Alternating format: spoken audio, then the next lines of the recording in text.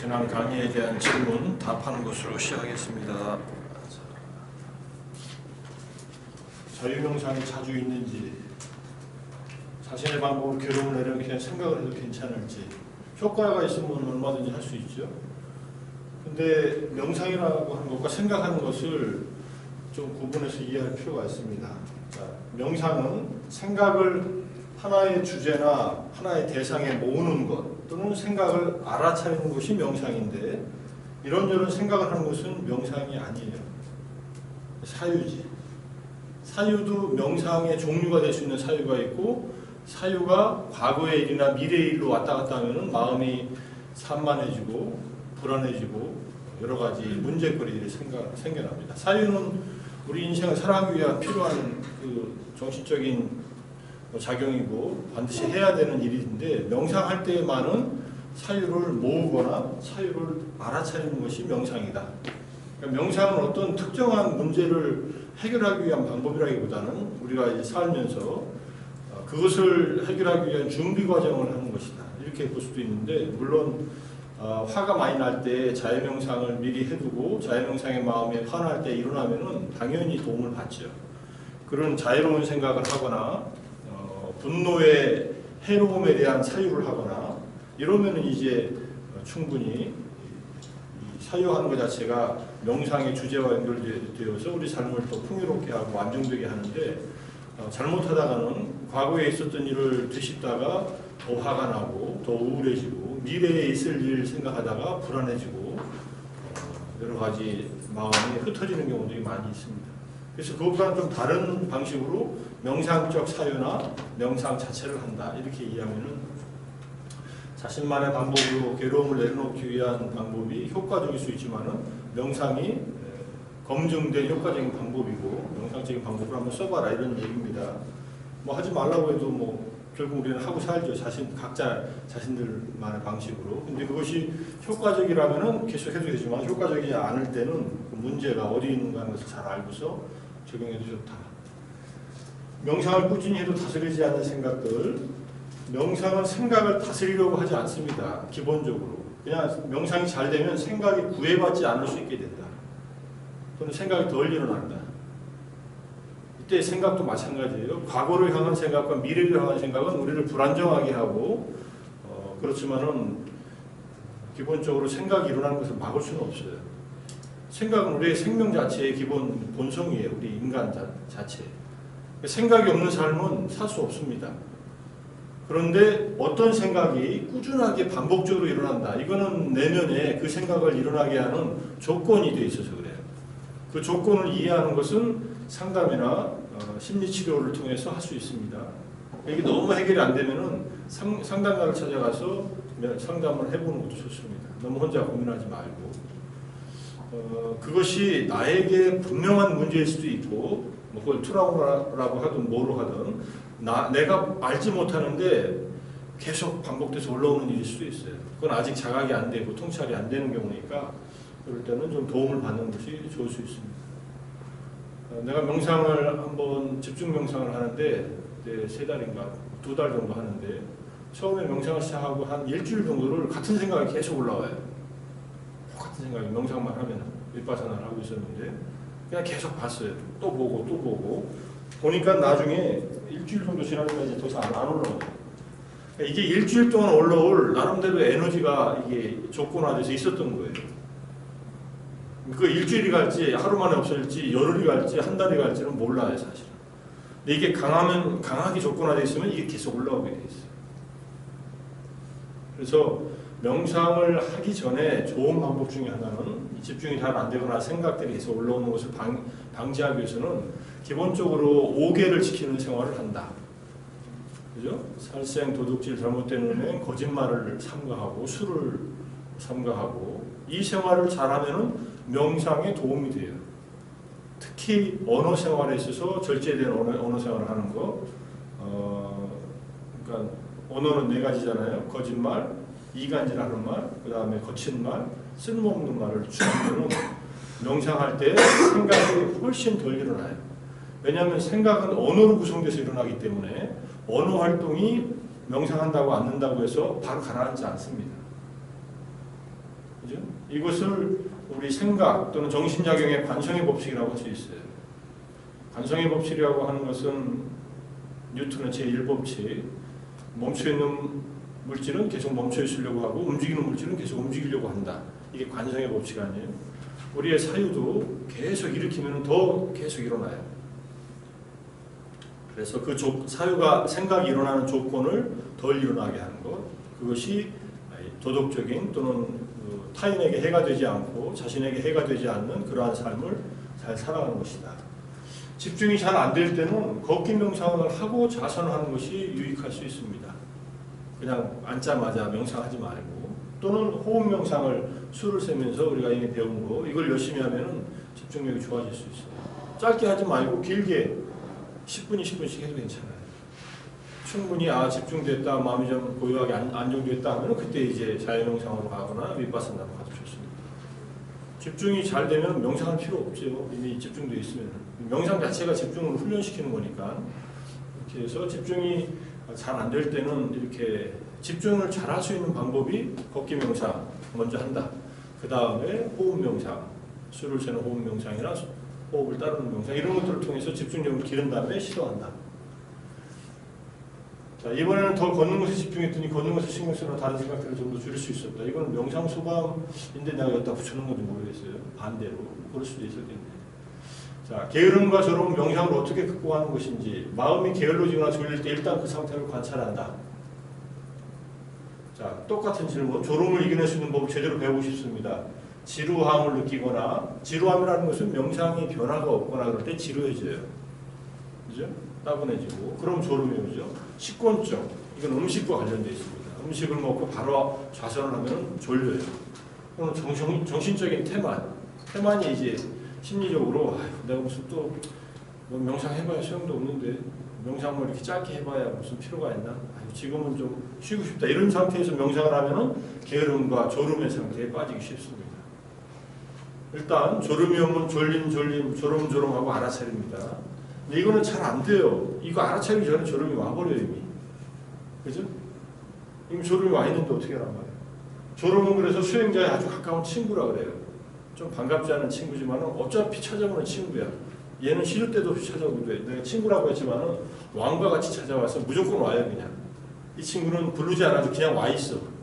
그리고 언젠가 내 마음을 그냥 확 덮어 있어요. 그래서 졸음이 찾아오면 알아차리고 없어지면 다시 명상의 대상으로 돌아간다. 이게 기본적인 방식이에요. 부처님은 어떻게 얘기했냐면 이렇게 얘기해 줬어요. 6가지, 8가지. 자, 게으름, 혼침과 졸음의 원인이 과식에 있음을 알아라. 아까 식곤증이 과식을 피하라. 두 번째, 자세를 바꿔라. 졸리면 걷기 명상을 한다든지 이렇게 하라. 그 다음에 광명상을 닦아라. 눈을 뜨거나 또는 마음속으로 빛을 떠올려라. 이게 광명상이에요. 특별한 명상법이 있습니다. 지붕이 없는 곳에서 명상하라. 지금 이 교실은 이 지붕이 있잖아요. 이렇게 밖에 나가서 시원한 바람 맞으면서 명상하라.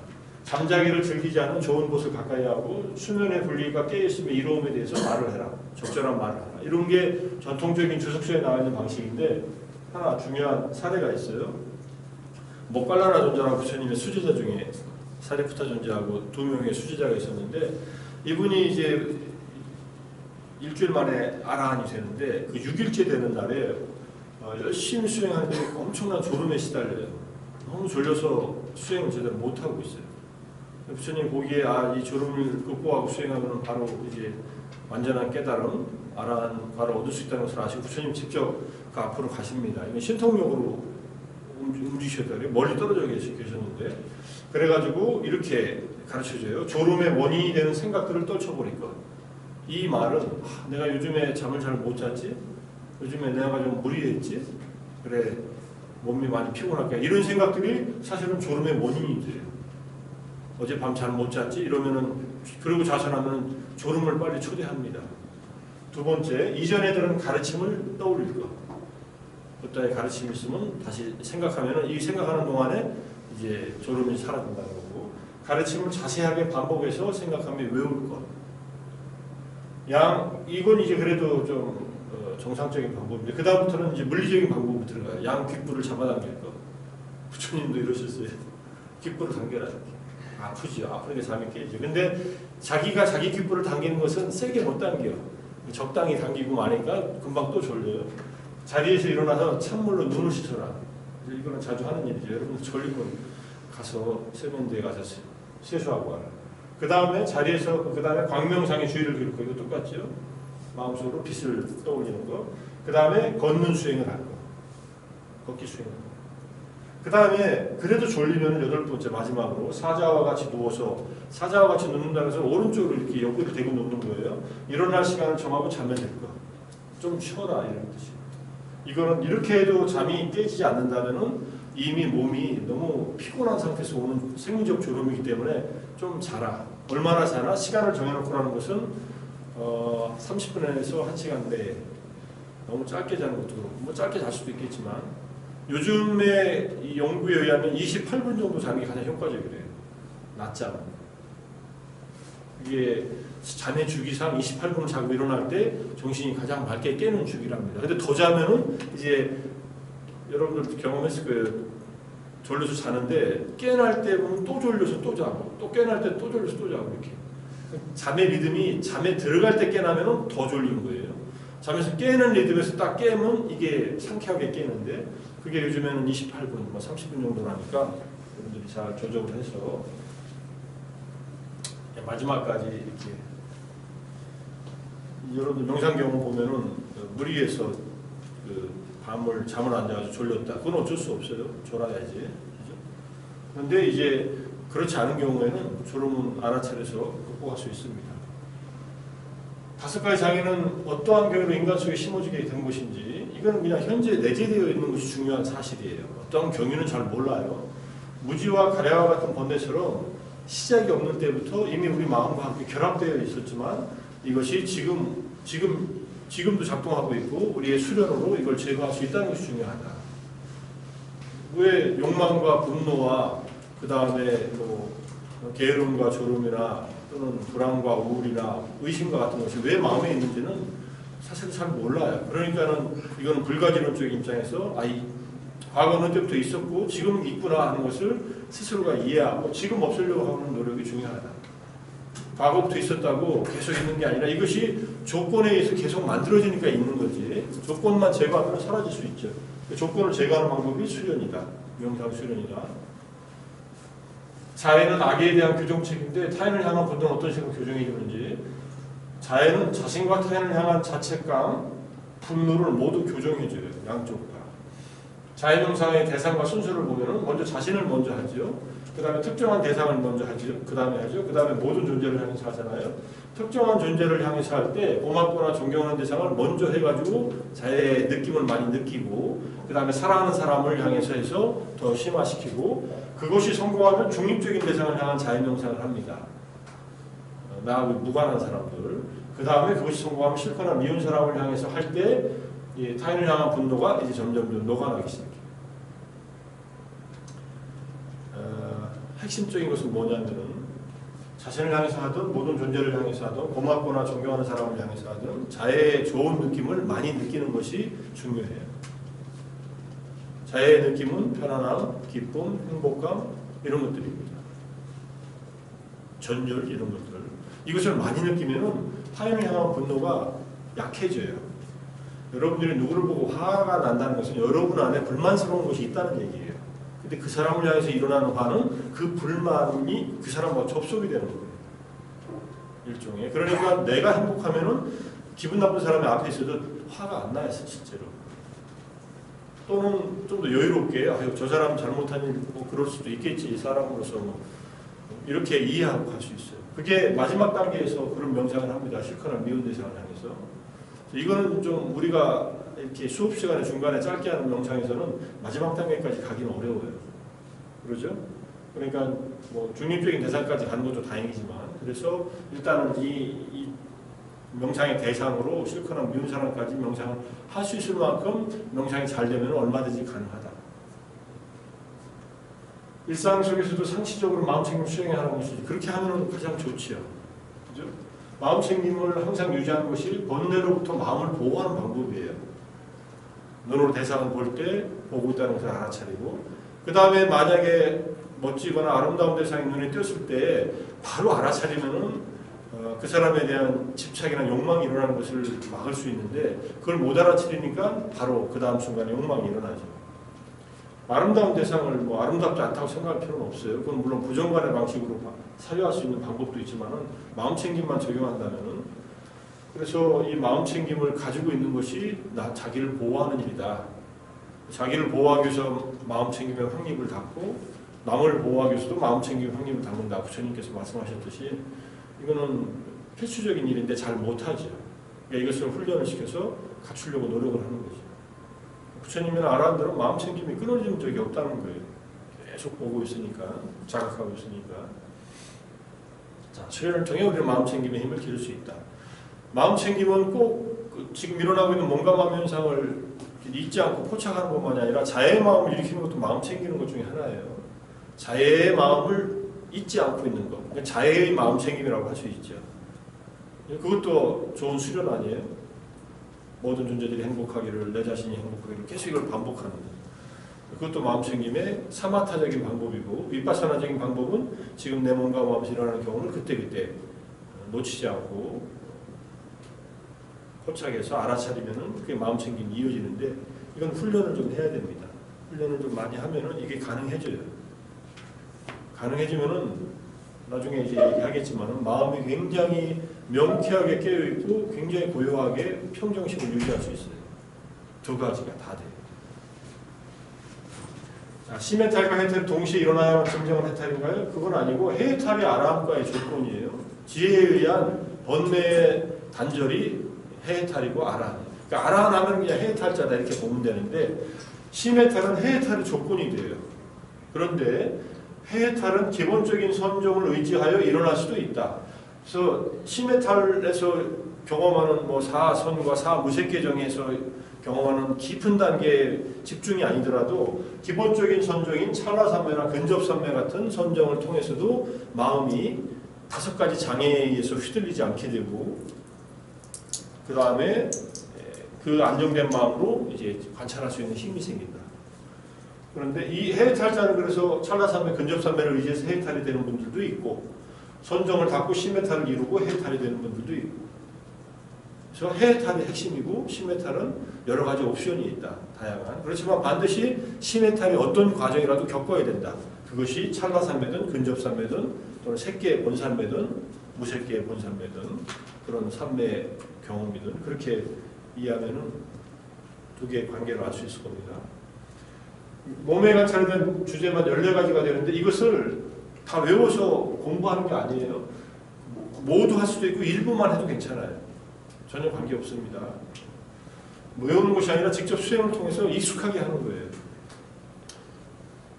그죠? 여러분들이 예컨대 그 공을 차는 방법, 축구 선수가 슈팅을 하는 방법이 있다면 몇 가지가 있겠어요?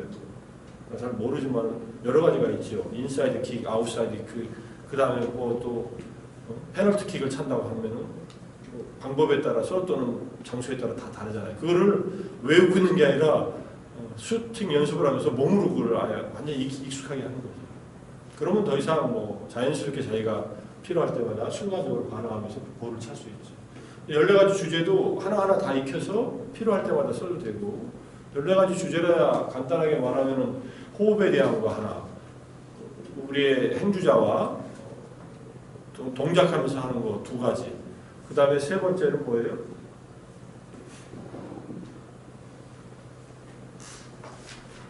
기억이 딱 안 나네. 그 다음에 이제 부정관이 9가지가 있고 그 다음에 지수화풍에 대한 관찰, 그죠? 또는 몸의 32가지 부분에 대한 관찰 이런 것들이죠. 그런 것들은 하나하나 익힌 다음에 나중에 필요할 때 쓰면 된다. 근데 윗바사나와 결합된 것은 지수화풍이라는 4가지 구성 요소, 몸에서 일어나는 경험에 대한 하나하나의 관찰을 통해서 간다. 무덤에서 관찰하는 9가지는 우리가 잘 안 하니까. 그 다음에 일상생활에서의 알아차림 이게 들어가 있네. 그럼 뭐 일상생활의 모든 동작을 알아차리면서 하는 거니까 어떤 것이든 익히면은 다 연결되어 있고 부정관이라고 하는 특별한 방법만 빼면 나머지 것들은 우리가 한 명상수에서 이미 여러 번 경험을 했던 겁니다. 불법성에 대한 마음챙김과 몸, 마음, 느낌, 현상의 네 가지에 대한 마음챙김과의 관계가 어떻게 되나요? 불법성에 대한 마음챙김은 삼보의 덕을 잊지 않고 기억하는 명상이에요. 이 기억과 관련이 있어요. 이미 배운 것을 기억해내는 거예요. 아까 졸음이 올 때 이미 배운 법을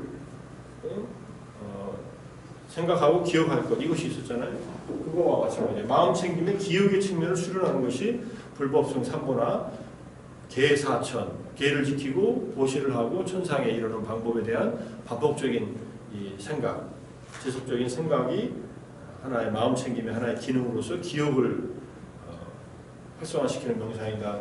그걸 한다면 신수신법, 몸, 마음, 느낌, 현상에 대한 마음챙김의 항력인 사념처는 현재 자신의 몸과 마음의 경험에 대한 마음챙김을 갖추는 수련이고, 이것은 현재 경험에 대한 포착을 수련하는 거예요. 근데 이것도 기억하고 연관되어 있죠. 여러분들이 지금 앉아있는 자세에 주의를 기울여 봐요. 앉아있는 자세를 잊고 있을 수 있어요. 내 강의를 듣느라고 또는 다른 일을 하느라고. 그런데 다시 내 현재 몸의 상태로 돌아오면은 지금 앉아있음을 기억하는 거예요. 현재 이 순간. 이것도 기억과 연관되는데 단지 과거에 일어났던 일을 기억하는 게 아니라 지금 일어나고 있는 일을 기억하고 있는 거예요. 그래서 작업 기억이라고 하더라고요. 지금 현재 일어나고 있는, 지금 진행되고 있는 것을 기억하는 거예요. 기억은 상당히 여러 가지 종류가 많으니까. 두 개 다 기억인데 이거는 이제 포착하는 거예요. 현재의 경험을 포착하는 쪽에 신수신법을 관찰할 때는 그렇게 한다. 근데 이 중에도 과거에 관련된 것이 있을 수 있어요. 왜냐하면 몸의 32가지 부분을 관찰할 때 지금 현재 32가지 몸의 부분이 있지만은 이것을 순서대로 외워야 돼. 그죠? 뭐 머리털, 몸털, 이빨, 뼈, 뭐 살갗 이것들을 하나하나 외우고 있어야 돼요. 순서대로 외웁니다. 또 외우면서 그걸 반성하면서 몸이 이런 것으로 구성되어 있다는 것을 알고 부정관을 통해서 집착을 내려놓는 것을 하는 거죠. 자, 그래서 방향이 약간 다르지만 이거는 이미 알고 있던 것을 덕성을 불법수의 삼보의 덕을 기억해내는 것이고, 이거는 현재의 몸과 마음의 경험을 있는 그대로 놓치지 않고 포착하고 파악하는 것, 자각하는 것을 말한다. 이렇게 이해하면 됩니다. 사념체의 의미 이미 얘기했고, 신수신법이라고 하는 네 가지고 핵심은 몸과 마음의 경험들 전체를 말합니다. 그렇게 이해하면 되고, 몸과 마음은 하나, 자연의 일부, 자아를 없애는 주장은 인위적이고 반자연적인 태도다. 이렇게 생각할 수 있죠. 근데 몸과 마음이 하나예요. 여러분, 몸과 마음은 하나라는 말은 무슨 말이에요? 원래 몸과 마음은 똑같은 건가? 이거는 이제 그 10가지 대답하지 않은 질문 속에 이게 있어요. 우리의 영혼과 몸은 하나입니까? 다릅니까? 그리고 이게 하나라고 하면 어떤 일이 생기냐면은 몸이 죽으면 마음도 죽는다는 결론을 도달해요. 그리고 끝이라고 보통은 생각하죠.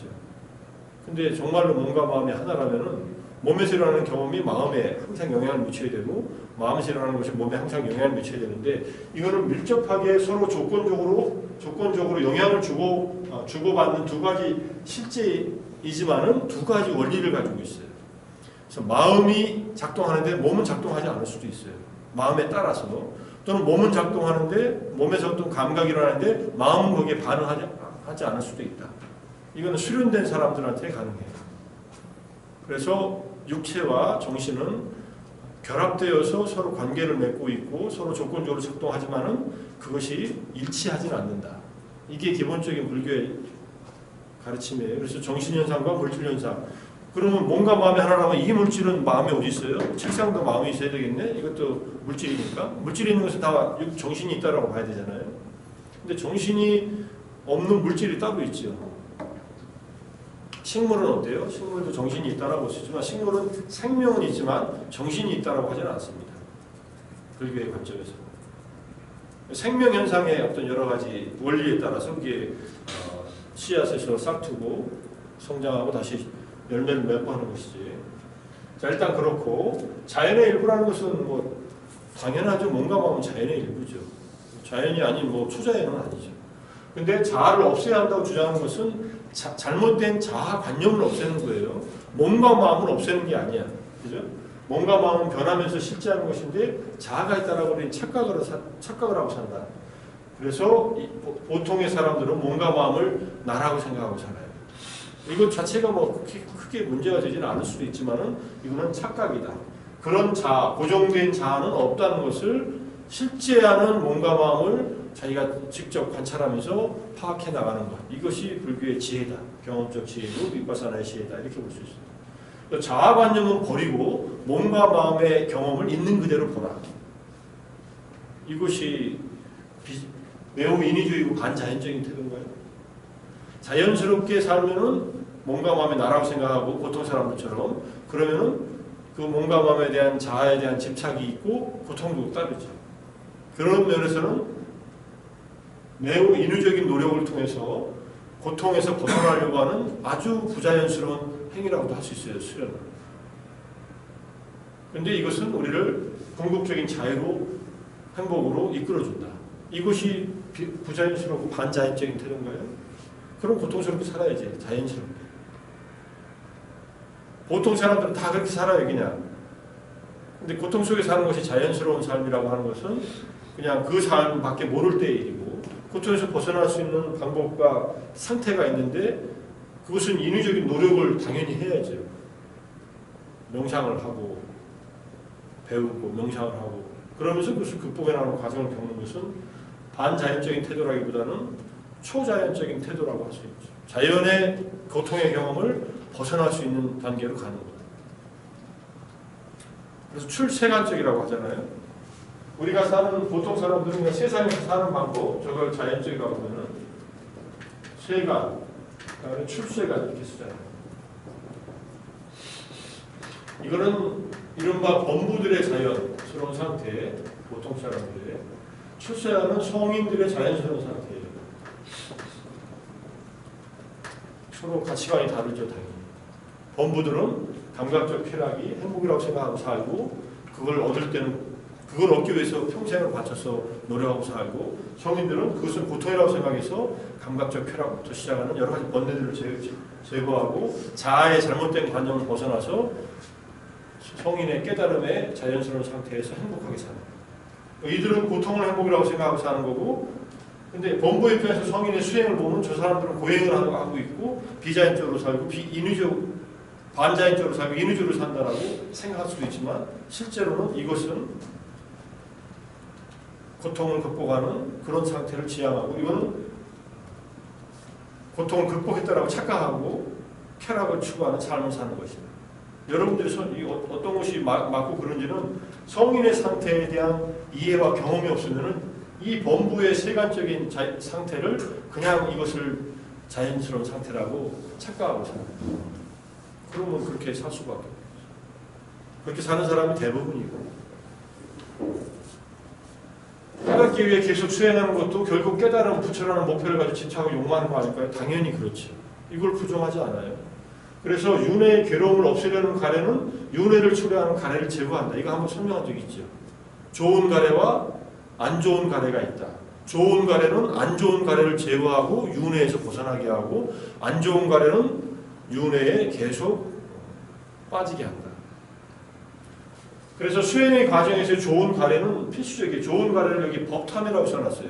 담마에 대한 갈망, 욕망, 깨달음에 대한 욕망, 이거 당연히 있어야죠. 여러분들이 학교를 입학했으면 졸업하려는 그런 갈망이 있어야 졸업할 거 아니에요? 나는 그냥 학교에 들어왔으니까 그 어렵다는 대학을 들어왔으니까 이제 내 인생의 목표는 달성됐어요. 그리고 그냥 거기서 그냥 끝나버려요. 졸업해서도 아직도 갈망이 더 있잖아요. 대학교 졸업하면서 인생이 성공하나요? 더 많은 것들이 남아있어요. 사회적으로 여러분들이 성취해야 될 수많은 것들이. 그죠? 근데 그걸 다 성취하면 인생이 끝나요? 어떤 사람은 내가 예전에 뭐 어디서 읽은 건데 대학 교수가 되는 게 삶의 목표였어요. 대학 교수가 됐어요. 그래서 목표를 이뤘다고 이제 더 이상 삶을 의미가 없다고 해서 자살한 사람이 있다. 그럼 무슨 그런 목표를 세워라. 목표를 달성하면은 영원히 행복하게 살 수 있는 그런 목표를 세워야지. 그게 깨달음이에요. 깨달음은 그냥 시시한 목표가 아니에요. 정말로 열심히 노력하고 바른 방법으로 수행한 사람이 궁극적으로 경험하고 그 깨달음을 위해 삶이 지극히 행복하고 지극히 자유로운 그리고 지극히 평화로운 삶을 사는 그 자체가 삶의 목적인 그러한 삶이지. 우리가 세상에서 얻으려고 하는 모든 것들은 이 윤회를 초래하는 가래의 이 모든 것들은 다른 고통들을 야기시켜요. 그것으로 인해서. 또는 고통을 야기시키지 않는다 하더라도 변해버리고 없어져 버려요. 아주 깊은 산매, 선정의 기쁨조차도. 그러니까 그건 집착하면 안 되죠. 그건 경험하고 그냥 지나가야지. 자, 그래서 결국은 수행의 완성과 함께 깨달음을 이루면은 좋은 가래도 없어집니다. 이건 도구로서 필요한 거예요. 여러분들 강을 건너려면은 홍수가 났을 때 도구로서 뗏목이 필요하잖아요. 뗏목이 아니라도 뭔가 붙을 것이 있어야지 강에서 빠졌을 때 정말로 작은 것이라도 붙을 것이 있으면 몸에 뜨니까. 근데 강에서 나와가지고 뗏목을 가지고 다닐 필요는 없죠. 그죠? 도구로서 물속에 있을 때만 필요했던 거지. 그러니까 좋은 가래는 그러한 도구로서 필요하고 반드시 있어야 된다. 이게 없는 사람은 수행을 안 해요. 자기 마음을 수련을 안 해. 그냥 이 범부들의 이 세간의 삶을 자연스러운 삶이라고 이 속에서 그냥 살아. 그리고 여기서 경험하는 감각적인 즐거움 또는 가족 간의 즐거움이 최상의 즐거움이라고 생각하고 살아. 근데 생각해봐. 여러분들이 우리가 경험하는 이 세상에서의 행복은 얼마나 불완전한지. 그죠? 여러분이나 나나 언제 죽을지 모르는 삶을 살고 내가 사랑하는 가족들, 친구들 언제 나와 함께 이별할지 모르는 그런 삶을 살아요. 이게 무슨 협박이 아니라 사실이 그런 거예요. 사실. 그 안에서 행복을 일시적으로 누릴 수 있죠. 건강하고 젊을 때. 그렇지만 건강도 사라지고 젊음도 사라지고 결국은 수명이 다해가지고 죽을 때는 어떻게 되느냐 이 얘기예요. 자, 입버산의 10가지 번뇌에서 10번째 미세한 집착은 일시적인 좋은 경험을 깨달음이라고 잘못 알고 집착하는 것이지 저 집착은 법탐도 아니에요. 오해에 의한 집착이지. 미세한 집착, 니칸티라고 하는 가래는 이 좋은 가래가 아니라 윤회를 초래하는 가래 속으로 들어가요. 그렇지만 좋은 현상에 대한 집착이니까 이런 세상에서 일어나는 일에 대한 가래하고는 조금 다르지만 유사한 측면이 있습니다. 행복한 경험을 붙잡으려고 하는. 좀 이해가 됐어요? 승려들께서 군인으로 출전하는 것이 불교 계율에 어긋나는 것이 아닌가요? 초기 불교에 있어서는 어긋나죠. 초기 불교의 입장에서는 승군이라는 것은 있을 수도 없고 그렇게 해서도 안 되지만 대승보살의 문제에서는 달라져요. 대승불교가 일어나면서 전쟁에 대한 얘기가 나오는 경전이 있습니다. 내가 이걸 쓰고 나서 학교 오면서 생각한 게 이게 상당히 힌두교적이구나 하는 생각을 했어요. 힌두교의 바가바드기타에 보면은 전쟁이 의무인 무사계급들은 그냥 자기 의무를 다하면은 천상에 태어난다. 근데 거기 적군이 누구냐면 형제들이에요. 사촌 형제끼리 싸우면 왕권 다툼의 싸움. 실제로 인도에서 있었던 싸움을 서사한 것이 바가바드기타인데 그래서 크리슈나라고 하는 힌두교의 신이 내려와서 그대는 그대의 의무를 다하고 저쪽 장군은 저쪽의 의무를 다하고 둘이 싸우다가 누가 죽어도 또는 한쪽이 죽거나 둘 다 죽어도 둘 다 천상에 간다. 걱정하지 말고 싸워라. 이렇게 얘기를 해요. 이게 힌두교적인 전쟁 정당론의 어떤 그런 얘기예요. 약간의 성전 같은 그런 느낌이죠. 무슬림의.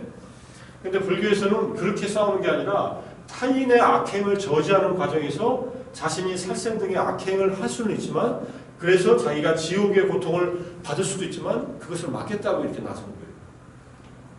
왜냐하면 왜군들이 수많은 우리 조선의 백성들을 살해를 하면서 지은 악업이 너무 크기 때문에 그래서 그들의 악행을 막아주기 위해서 일종의 정당방위적인 방어적인 공격이죠. 사실은.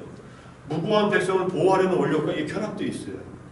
백성을 보호하고 실제로 이순신 장군의 그 대장선 안에는 승군이 탔다는 거예요. 승병들이. 최근에 나온 명량이라는 그 영화에서만 승려들이 타가지고 싸우죠. 그죠? 싸우는 이유가 이렇게 무장을 시켜요. 서산대사하고 사명대사 이런 분들이. 실제로 대승불교의 그런 가르침이 있고 이런 방어적인 살생은 원광법사의 살생 유택에서도 나옵니다. 원광법사가 화랑부들의 스승이었는데 화랑들은 기본적으로 사관학기 아니에요. 화랑. 그죠? 화랑은 기본적으로 군사훈련을 해서 군사 지도자가 되는 거예요. 군사 지도자가 정치 지도자도 되고 국가를 이제 리드하는. 그러니까는 화랑들을 가르치는데 살생하지 말라 그러면 어떻게 돼요? 그러니까 살생 유택이라고 가르쳤어요. 살생하되 최소한으로 줄이고 그대들이 위험할 때 적군의 대장 정도만 죽이고 아니면 민간인 죽이지 말고 뭐 여러 가지 가르침을 줬죠. 이게 그 경전 속에 나와요. 전쟁할 경우에 불가피하게 전쟁을 할 경우에 전쟁하는 방식에 대한 얘기가 나와요. 전쟁을 하지 않고 이기는 게 가장 좋다. 그죠? 싸우지 않고 이기는 게 가장 좋죠. 또는 내가 아예 저 상대와 내가 상대가 안 된다. 내가 싸우면 그냥 죽는다 하면은 그냥 포기하는 것도 방법이에요. 살생을 줄이기 위해서. 근데 전쟁을 일으켜야 될 경우에는 군사력을 막강하게 갖춰서 전쟁을 피하라. 근데 전쟁을 만약에 할 경우에 있어서는 최소한의 살생, 최소한의 피해로 전쟁을 빨리 끝내라. 이런 얘기들이 나옵니다. 나도 그 경전을 읽고 나서 뭐 니간타 살차 무슨 경인데 대승경전 중에 하나예요. 나중에 필요하면 나중에 알려줄게요. 그래서 그런 대승불교적인 것이 한국 불교에 이미 들어와 있었기 때문에 조선시대 때 이런 일들이 거기에 근거해서 승병들이 조직돼가지고 싸울 수 있었겠다. 승병들이 민간인을 죽였다든지 뭐 일본으로 건너가서 일본의 민간인들을 죽였다든지 이런 얘기는 없잖아요. 왜군들이 의병이나 승병은 의병이 한 조직이에요. 그죠? 의병들은 왜 일어났어요? 의병들도 마찬가지로 무고한 백성들이 죽고 의병들은 보살행으로 일어난 게 아니라 조선 땅을 관군이 지키지 못하니까 일어났는데 그 의병 중에 한 무리에 승군이 있었고 승군들은 그런 이념으로 무장해서 싸웠다. 이렇게 볼 수 있어요. 사람에 의한 사건, 사고를 인재라고 하는데 이건 어떻게 봐야 할까요? 이건 좀 복잡합니다. 그래서 내가 이걸 갖고 왔어요. 자신이 업이 다해 죽는 경우가 일반적이에요. 그러니까 생산업이나 우리가 이렇게 뭘 만들어내는 업이 다해서 죽거나 이런 것들이 있는데 마지막으로 파괴업이 있어요. 이거는 내 업이 다 하지 않았어. 내가 인간으로 아직 살아야 될 업이 남아있는데 중간에 다른 것들이 이거 작동하게 해요. 예컨대 지금 뭐 세월호 사건이나 또는 뭐 헝가리 가가지고 배 타고 가다가 갑자기 죽은 20몇 명의 사람들, 자기 업이 다해서 죽은 사람도 있을 수도 있지만 파괴업으로 죽은 사람들이 더 많을 수도 있어요. 이건 우리가 알 수는 없습니다. 눈으로 보이지 않지만. 그래서 갑자기 죽음을 맞이하는 이런 경우도 있습니다. 그래서 업은 훨씬 더 복잡한 시스템이에요. 복잡한 체계로 되어 있어요. 이건 카오스나 또는 뭐 그런 이론하고 연결돼가지고 가보를 생산하는 순서에 따라 무거운 업, 부모를 죽이면 바로 다음 생에 지옥에 간다든지 또는 임종에 다다라서 지은 업이 이거 없으면 임종에 다다라서 지은 업이 다음 생으로 연결되고 또는 그 다음에는 습관적인 업 또는 이미 지은 업들이 다음 생을 결정을 해요. 금생에 받는 업이 있고 다음 생에 받는 업, 끊임없이 받는 업, 효력이 없는 업도 있어요. 효력이 없는 업은 아라한이 됐을 때 지옥에 갈 수 있는 업들은 다 사라져버려요. 아라한이 되면은 금생의 업을 다 받고 만다. 그게 소금덩이의 경이 그런 얘기를 하는 거예요. 해로운 업, 욕계 유익한 업, 색계 유익한 업, 무색계 유익한 업 이런 것들이 각각의 좋은 업으로서 작동한다. 해로운 업은 지옥, 축생, 악의 아수라, 악도에 떨어지게 하고 욕계 유익한 업은 욕계 인간이나 천상에 태어나게 하고 색계 유익한 업, 무색계 유익한 업은 각각 색계와 무색계에 태어나게 하죠. 이 파괴업이 있기 때문에 만약에 우리가 요새 공부하다가 갑자기 진짜 누가 뭘 핵폭탄을 관악산에서 쏴가지고 우리가 갑자기 죽는 경우도 생각할 수 있다면 우리 업이 다해서 죽는 게 아니라 파괴업이 갑자기 들어와서 죽음을 맞이할 수도 있다. 왜 이게 들어왔느냐 하는 것은 설명하기 쉽진 않지만 수없는 생 동안에 우리는 그런 업들을 저지른 적도 있고 받아온 적도 있다. 이렇게 이해를 하는 것이 하나의 방법입니다. 인재도 인재지만은 그것도 파괴업은 얼마든지 인간이 파괴업의 조건이 될 수도 있고 자연세계가 파괴업의 조건이 될 수도 있죠. 갑자기 지진이 8 정도, 9 정도의 지진이 일어나가지고 갑자기 건물이 다 무너져 내려서 깔려 죽었다. 그러면 이제 자연재해에 의한 파괴업이죠. 근데 인간들이 무장을 한 사람이 갑자기 나타나서 막 총을 막 쏘고서 막 죽인다 그럴 때도 인간의 인재지만은 파괴업이 작동할 수도 있다. 좀 어렵습니다. 선종종천에서 파괴하는 스님에 대한 얘기, 깨달음을 얻어 개에도 걸리지 않는 자제한 행동을 통해 방편스러운 편식으로 설명되는데 초기 불교에서는 이거는 불가능한 얘기예요. 깨달음을 얻은 사람은 개를 깨지 않아서. 그래서 보살행의 과정에 있다면 개를 깨는 경우도 있어요. 부처님도 그랬으니까. 그러니까 나는 이 선종이나 이 대승불교에서 이런 잘못된 행위를 하면서 자제한 행동이라고 하는 것은 이거는 보살행의 과정에서 있을 수 있는 행위일 수 있다. 결코 계율을 깨는 것이 바른 행위는 아니에요. 이렇게 상분이 지난 시간에 지혜에 대해서 얘기할 때 초감투파 림포체나 또는 한국의 경어선사나 이런 분들은 얘기하고 있지요. 그 다음에 뭐 육식은 뭐 초기불교에도 허용했으니까 음주하는 경우 같은 것도 일종의 그런 행위로서 할 수 있는 여지는 있다라고 볼 수 있습니다. 그 정도만 얘기할게요. 경험을 있는 그대로 바라보는 일, 일상적인 인지의 차원을 떠나야 가능한 일인가요? 경험을 있는 그대로 바라보는 일은 일상적으로 하는 일이에요. 우리가 일상적으로 우리 몸과 마음의 경험을 볼 때는 그 보이는 것밖에 안 보여요. 그런데 보다 보면은 일상적인 인지의 범위를 넘어선 것까지 있는 그대로 보인다는 얘기죠. 무상고 무아를 본다는 얘기죠. 이거는 기본적으로 우리가 지금 일상적으로 잘 안 보이는 것이에요. 근데 이것을 계속 일상적인 경험, 몸과 마음을 관찰하면 된다 이런 얘기고. 자, 그 다음에 여기 뒤에는 왜 인류가 탄생한 지 수만 년이 지난 후에야 불법을 완결되게 선한 스승이 탄생할 정도로 실제된 이에 도달하기 어려운가요? 이거는 뭐 어쩔 수 없죠. 붓다가 세상에 태어나지 않으면 본래 있는 이 법칙을 발견할 사람이 없었으니까. 그래서 무상고는 어느 정도 일반인이나 철학자가 이해했어요. 부처님 이전에도. 근데 무아의 특성은 붓다가 깨닫고 나서 스스로가 확인한 거고 밝혀준 거예요. 이걸 뭐 어떻게 얘기하겠어요? 근데 붓다가 지금 현생 인류가 수만 년, 뭐 수십만 년 살아왔다고 한다면 2500년, 600년 전에 서가모니 붓다, 고타마 시달타가 깨달으면서 드러낸 거죠. 뭐 불만 있어요, 이게? 그렇다는데 어떻게 하겠어요, 이거? 그래도 드러냈으니까 다행이지. 무아의 진정한 깨달음을 이룬 분은 다른 의미의 무아를 얘기하는 경우는 있어요. 기독교에서의 케노시스라고 하는 개념. 신 앞에서 나의 삶의 무의미함을 깨닫고 자아를 내려놓고 신의 뜻에 따라 사는 것. 이게 기독교적인 무아적 경험이라고 하는데 사실은 불교의 무아하고 다릅니다. 유사한 개념이지만 여러분들 관심 있으면 한번 보세요. 자, 티벳에서 사용하는 만다라를 이용한 명사나 중국의 말하는 가나선 등은 초기불교하고 관련이 없는데 이거는 시대와 지역에 따라 또 불교 교합의 전개에 따라 다양한 수용 방법이 제시되어 왔습니다. 그죠? 기본적으로는 모두 집중과 지혜, 정과 해의 수련이라고 보면 됩니다.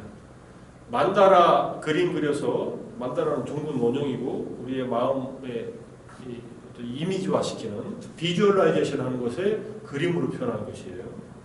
그 방법을 써가지고 집중을 하고 뭔가 의미를 부여해가지고 그런 선정을 닦고 지혜를 개발하는 방법을 티베트에서는 사용한 것이고 중국에서는 화두라고 하는 풀리지 않는 의문을 계속 가지고 있으면서 그것을 이제 풀릴 때까지 화두를 두는 것으로 수행을 삼은 거죠.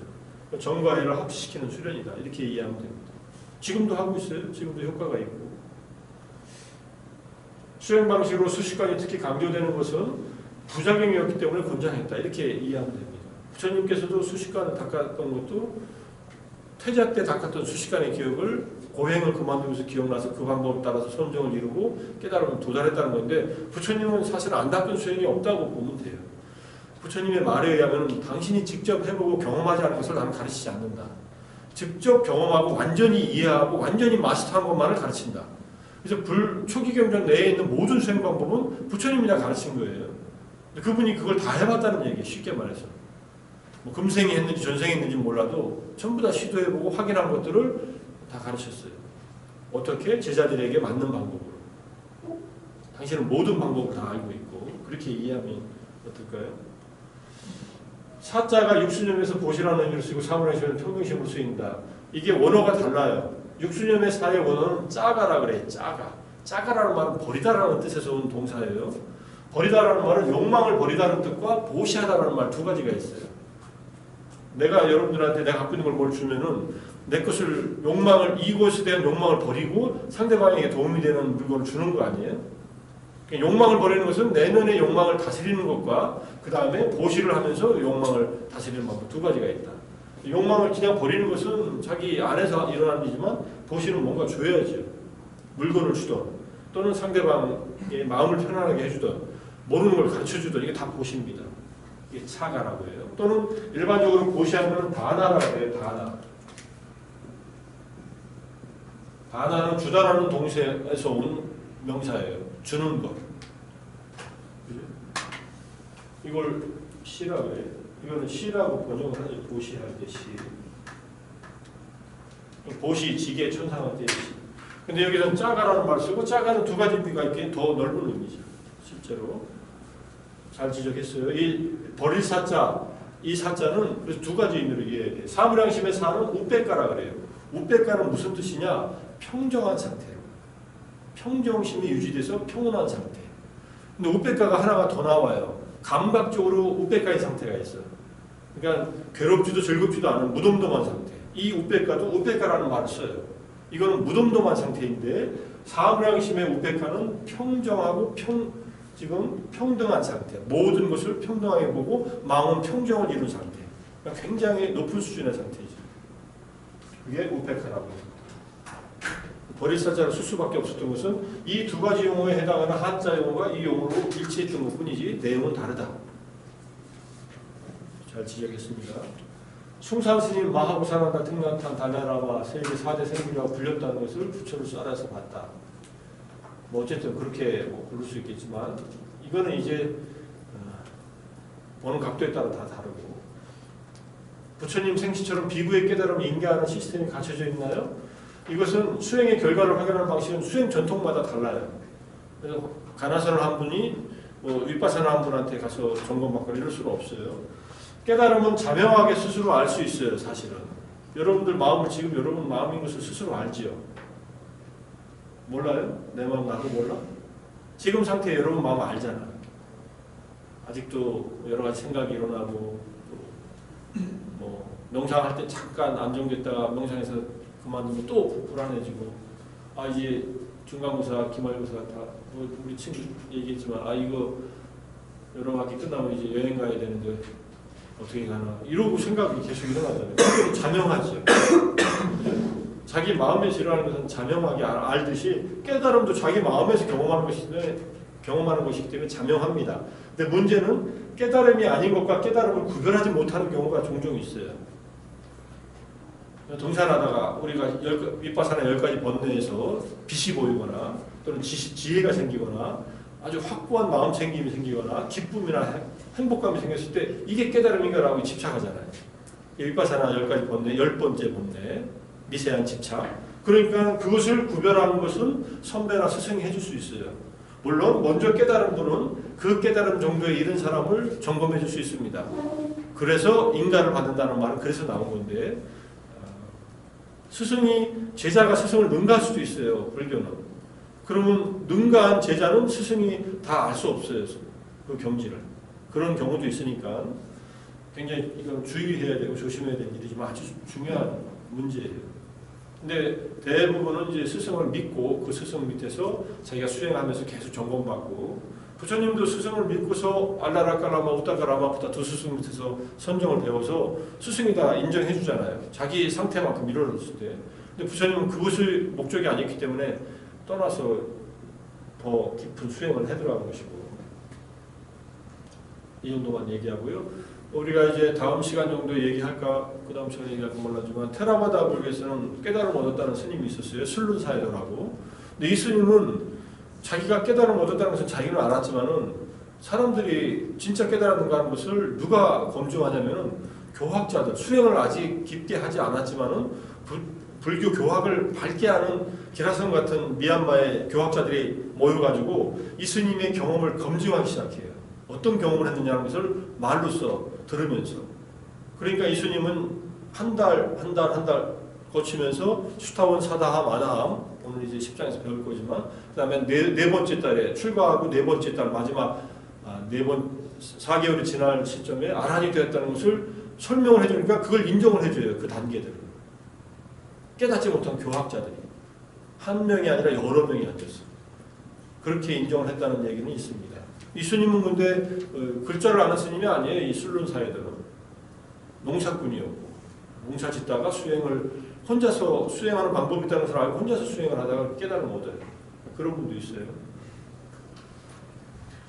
일련종 얘기 나와서 이찌렌이 아니라 니찌렌이라고 하죠. 일련에 대한 신앙은 일본 일련종의 입장이에요. 일본은 종파불교 할 때 종파가 있는데 뭐 종파불교마다 다 자기네 조사가 부처라고 생각하고 믿는 사람들. 임재종에서는 임재종의 조사들, 그다음에 뭐 진원종에서는 진원종, 국가이나 또는 정토종에서는 뭐 호넨이나 뭐 이런 사람. 그 종파를 일으킨 조사들이 있어요. 주로 이 종파 불교는 초기부터 있었지만 나라 시대부터 있었지만 가마쿠라 시대, 우리나라 고려 시대에 그때 11세기경에 다시 생깁니다. 그때 일련종이 생겨서 일련종의 입장은 이제 부처님 서가모니 부처님의 가르침은 이제 효력이 다했고 니찌렌 일련 뭐라고 하더라? 성사라고 하나?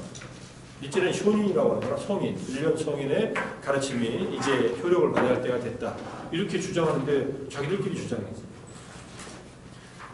그래서 중시하는 경향이 강하다. 그래서 뭐 그렇게 믿겠다는데 뭐 방해할 이유는 없어. 일련종, 임재종이나 선종이나 또는 정토 중에서는 전혀 뭐 또 다른 입장을 가지고 있으니까 뭐 그걸로 서로 싸우지는 않아요. 물리적인 일은 싸우지는 않는데 서로 다른 입장으로 주장합니다. 그 일련종에서는 이제 남묘호랭개교, 남원목법면화경을 외우는 것으로 수행을 삼죠.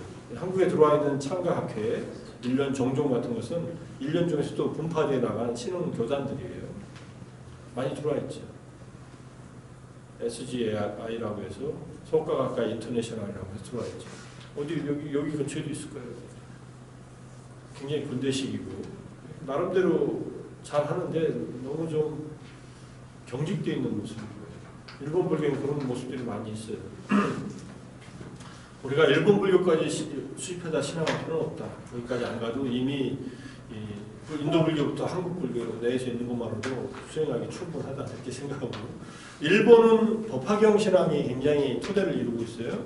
한국은 화엄경 신앙이 토대를 이루고 있어요. 이건 왜 그러냐면은 한국인의 성향이 화엄경에 적합하고 법화경의 가르침이 일본인의 성향에 적합해요. 법화경은 아주 강력한 붓다의 가르침이 등장해요.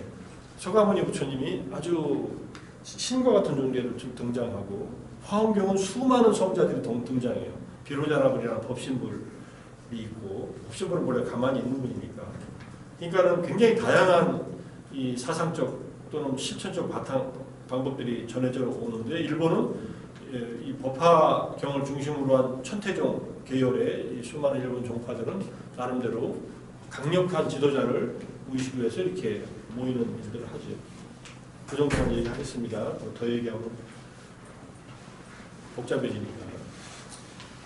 그러니까 팔정도에서 지입이 열방 같은 것보다는 양극단을 피하게 해준다는데, 양극단을 피하는 것은 실천적으로는 쾌락주의와 고행주의의 양극단을 피하는 것. 팔정도를 걷는 것. 이론적으로는 허무주의와 영원주의의 양극단을 피해서 연기론적인 사유를 하는 것. 이건 나중에 이제 우리 부장의 뒷부분에서 배우니까 이렇게 쾌락주의, 고행주의, 허무주의, 영원주의의 양극단을 피한다 이런 뜻입니다. 지나가고, 어떤 부자가 자식에게 재산 양도하여 자식에게 보시한다고 하면 그 사람 덕이 되나요? 자식에게 하는 것은 보시라고 하지 않아요. 유산을 의미 있게 주는 것이지, 그죠?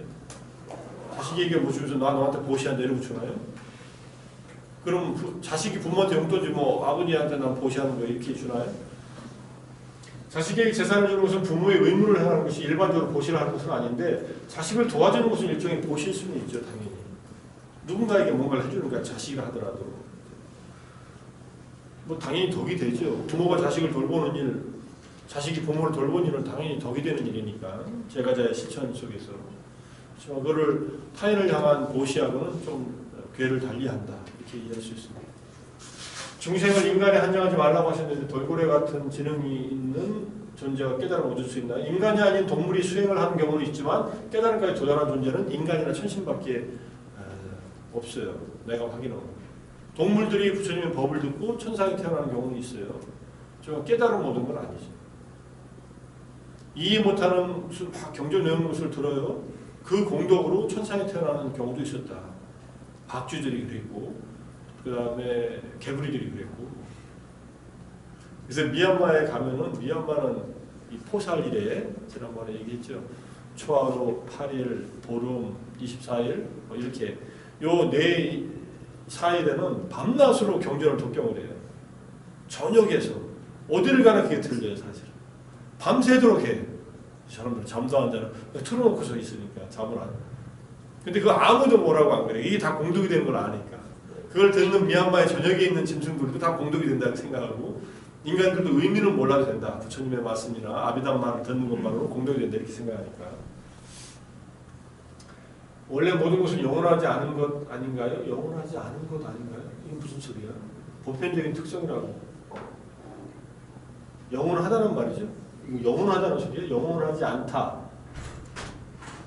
그리고 영원하지 않다는 말이구나 이 말은 거죠. 그거 당연하죠. 영원하지 않지요. 근데 이걸 어떻게 보편적인 그럼 이 특성 역시 영원하지 않은 일시적인 것인데 이거는 언어적인 문제예요. 모든 것은 영원하지 않다.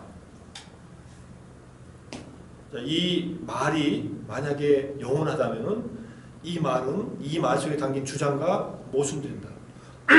여러분들 들어본 적 있어요? 크레타 사람들은 거짓말을 나중에 말만 하면 거짓말하는 사람인데 크레타 사람들이 그리스에 와가지고 아테네에 와가지고 얘기를 해요. 우리 크레타 사람들은 다 거짓말쟁이입니다. 근데 이 사람이 크레타 사람이야. 여러분들 이 사람의 말을 어떻게 받아들여야 돼요? 저 사람이 크레타 사람이다. 저 사람은 거짓말을 하고 있다. 그러면은 모든 사람들이 거짓말이라는 이 주장은 거짓말이다. 그러면은 크레타 사람들은 거짓말쟁이가 아니다. 이렇게 되죠. 그런데 크레타 사람은 거짓말이라는 사실은 인정한다. 이 사람의 지금 이 말은 그 사실에 대한 메타 스테이트먼트다. 상위적인 주장이다. 이렇게 하면은 이 말이 해결이 돼요. 그래서 모든 것은 영원하지 않다라고 하는 이 진리가 영원하지 않음 속에 들어가 있는 게 아니라 영원하지 않다는 것을 설명하는 그런 하나의 메타 언어적인 차원이에요. 무상한 진리가 무상하지 않다라는 말은 모든 것은 그냥 무상하다는 얘기예요. 쉽게 말하면. 그래서 무상고 무아라고 하는 것, 영원하지 않은 무상함, 행복하지 않은 불안정함, 고정된 자아가 없다는 무아임은 이것은 보편적으로 어디에나 적용되는 유의법들의 특징이다. 그러니까 이 주장이 중요한 게 아니라 사태는 이렇게 이러한 특징을 갖고 있다 이런 뜻이에요. 이런 주장 자체에 대한 모순을 얘기하는 것은 언어의 사용에 있어서 메타적인 차원을 한 번만 더 생각하면 이해할 수 있는 차원입니다. 바른 견해경에서 제시하는 경험적 바른 이해, 이것은 바로 반야이고 위파사나 수행으로 얻은 이해가 반야다. 위파사나 수행이라고 하는 경험을 통해서 직접 체험으로 이해한 것이 반야다 이렇게 이해할 수 있죠.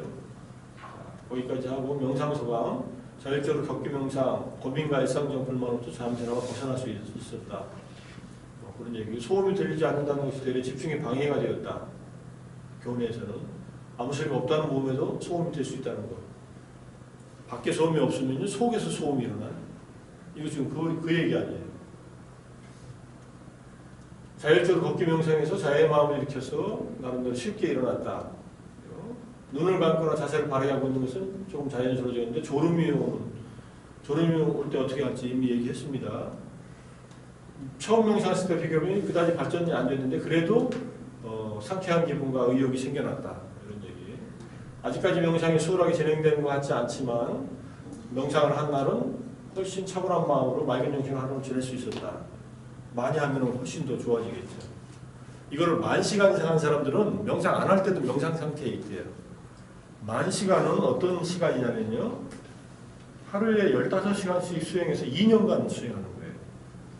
2년간 꼬박 수행하는 거예요. 그럼 만 시간 수행하고 실제로 이제 티베트의 스님들은 하루에 8시간, 10시간씩 수행해가지고 만 시간씩 수행한 분들이 꽤 많이 있어서 이분들이 윈스콘신에 있는 리차드 데이비슨 이 랩에 가서 이분은 정서 연구하는 사람인데 뇌를 찍어서 fMRI로 연구를 해봤더니 명상을 할 때나 명상 안 할 때나 똑같다는 거예요. 뇌의 활동 능력이. 보통 사람들은 명상할 때와 안 할 때가 달라져. 여러분이나 나는. 근데 이 10,000시간 이상 60,000시간까지 한 분들은 이게 같아요. 그러니까 명상으로 뇌가 동기화되어 있어. 기본적으로 명상 상태로. 그러면 뭐 훨씬 그러니까 일상적으로 명상 상태의 경험을 하면서 살죠. 말도 하고 행동도 하고 다 하면서도 그렇게 훈련이 되면은 바뀐다. Train Your Mind, Change Your Brain 이라는 책이 달라이라마하고 대답한 말로 나왔거든요. 마음이 뇌에게 묻다 뭐 이런 제목으로 번역되어 있지만 그 책을 보면은 신경과학적으로 연구한 그 내용들이 좀 담겨 있습니다. 묻다 브레인에도 그런 내용들이 있지만 걷기 명상을 혼자서 했더니 명상에 나름대로 능숙해졌다. 뿌듯했다. 좋습니다. 일상적인 생각에서 벗어나 상쾌한 기분을 얻었다. 명상이 끝나고 나서 고요함이 조금 싹 트는 기분이 들었다. 이게 명상의 즉각적인 효과예요. 여러분도 경험한 거잖아요. 이거 뭐 부정할래요? 근데 문제는 이게 오래 가지 않는다는 거. 왜 오래 가지 않냐? 오래 안 했으니까 오래 안 가지. 그죠? 오래 하면 오래 가요. 테니스 연습을 30분 하고서 그 다음에 시합에 나가가지고 이기려고 하면 되나? 조코비치하고. 그 친구보다 열심히 더 해야 될 거 아니야. 실력이 갖춰져야 될 거 아니야. 그런 얘기예요. 고요하면서도 활발하다는 것이 어떤 느낌인지 상상이 되지 않는다. 이거는 내가 경험한 거로는 일바사나 수행을 시작해서 한 달 반 정도 됐을 때 이 상태에 도달했어요. 어떤 상태냐면은 이제 하루 종일 생활하면서 몸과 마음이라는 경험을 거의 놓치지 않고 알아차리고 마음 챙겨서 마음 챙김이 쭉 유지가 되는데 마음은 아주 명료하게 깨어 있어요. 아주 자각이 선명해. 그런데 마음은 지극히 고요하고 평온해. 평정심의 상태를 쭉 유지해요. 이것이 안 깨져요. 탁발 나가도 안 깨지고 법문 들을 때도 안 깨지고 법문을 통역해 줄 때도 안 깨지고 시내에 나가서 사진 찍을 때도 안 깨지더라고. 그래서 이 상태는 이게 잘 안 깨지네. 그전에는 이제 깨졌다 다시 이제 수행하면 다시 회복되고 하다가 이게 한 달 보름 정도에서 내가 경험했습니다. 쭉 그 상태가 나중에 3개월 있는데 쭉 그 상태로 이어져요. 굉장히 좋았지요. 그냥 좋은 것은 행복이나 기쁨 같은 것은 다 사라지고 난 다음에 오는 그런 평정심과 그런 명료함. 그래서 본래 수행에서는 성성적적이라고 해요. 독특한 말 써요. 성성적적. 이거는 이제 성성 반복되는 말이죠. 맑게 명료하게 깨어있으면서 고요하게 지속된다. 이거는 가나선을 하는 분들이 화두가 명료하면서도 마음이 고요한 상태를 유지하는 것을 의미하는 말인데 이 상태로 딱 설명이 되는 그런 상태가 와요. 평소에는 지금은 그런 상태가 늘 있지 않고 수련을 하면은 다시 이 상태가 조금씩 더 회복되기 시작해요. 그래서 내가 지금 이제 수련하면서 1차적인 목적은 이 상태를 생활 속에서 어떻게 갖느냐 하는 게 1차적인 목적인데 아직은 뭐 깨지고 막 그러니까 다시 수행하고 또 다시 수행하고 또 생기니까 그게 당연한 일이죠. 조건화가 충분히 갖춰지면은 결과가 계속 나타나는데 조건화가 덜 갖춰져 있다. 내가 명상을 다 한 시간을 대충 합쳐보니까 한 5,500에서 6,000시간 정도? 아직 10,000시간에 못 도달해서 근데 이게 이제 전체적인 내가 명상을 시작하고 한 30년 동안 한 수행을 대충 계산해 봤을 때 경험이니까 이게 10,000시간 정도 하면 이제 좀 더 바뀌겠죠. 한 1년 정도 미얀마 가서 좀 만나고 있으면 이 상태가 평상시에도 이어지지 않을까. 밤을 샌 상태라서 걷기 명상을 할 때 좀 힘들었다. 체력적으로 뒷받침돼. 이것도 중요한 경험이에요. 아까 얘기했잖아. 너무 졸리면 좀 자는 게 나아요. 내가 걷기 명상하러 갈 때 잘 데가 없지. 근데 학교에서 누워서 앉아서 요령 있게 쉬어야지. 내 상태가 어떤지 생각하는 집중해 보았다. 현재 내가 어떤 상태인지 조금 더 주의를 기울여 살아야겠다. 이거는 뭐 늘 돌아봐야 되는 상태라고 생각합니다. 걷기 명상, 이 친구는 잠을 충분히 자서 졸음이 밀려오지 않아 집중을 비교적으로 오랫동안 유지할 수 있다. 이렇게 자기 컨디션을 잘 유지해야죠. 더 편하게 명상할 수 있었다. 호흡 명상과 자유명상을 배우고 해보니 명상이 좀 더 익숙해졌다. 천천히 여유롭게 걷기 명상을 지나가는 시간이 마음의 잔잔한 평안으로 다가온 것 같다. 들뜸 때문에 명상을 제대로 하지 못했다. 배낭여행 때문에. 이건 미래에 대한 계획이 명상을 방해해요.